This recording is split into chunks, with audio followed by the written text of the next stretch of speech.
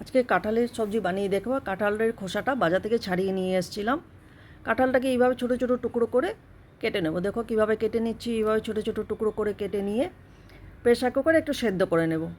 এইভাবে একটু নুন দিয়ে একটা সিটি মেরে রেখে দিয়েছি।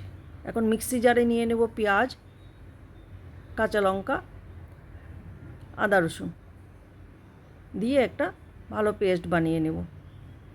দেখো এইভাবে একটা পেস্ট বানিয়ে নিয়েছি। আলুটাকে ডুমো ডুমো করে কেটে নিয়েছি। এখন আলুটাকে ভেজে নিতে হবে। নুন হলুদ দিয়ে আলুটাকে একটু ভেজে নিচ্ছি। এইভাবে আলুটাকে একটু ভেজে তুলে নিচ্ছি। কড়ার মধ্যে আর একটু তেল দিয়ে নেব। তেল দিয়ে সেই কড়ার মধ্যে দিয়ে দেবো শুকনো লঙ্কা, এলাচ, লবঙ্গ, দারচিনি, তেজপাতা দিয়ে এই পেস্টটা দিয়ে দেবো। পেস্টটা দিয়ে একটু ভালো করে ভেজে নিতে হবে। তার মধ্যে দিয়ে দিয়েছি হলুদ, নুন, জিরে গুঁড়ো, ধনের গুঁড়ো দিয়ে আবার একটু ভালো করে ভাজা ভাজা করে নিয়ে তার মধ্যে এখন দিয়ে দেব টমেটো পেস্ট। টমেটো পেস্টটা দিয়েও একটু ভালো করে ভাজতে হবে। এইভাবে ভাজা ভাজা হয়ে গেলে তার মধ্যে দিয়ে দেব কাঁঠাল, আলু, লাল লঙ্কার গুঁড়ো দিয়ে দেব, সামান্য চিনি দিয়ে একটু ভালো করে ভাজতে হবে। এইভাবে ভালো করে একটু ভাজতে হবে।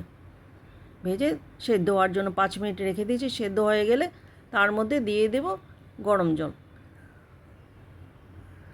গরম জল দিয়ে একটু মাখা মাখা করে নেব। মাখা মাখা করে বানালে খেতে কিন্তু দারুণ লাগে।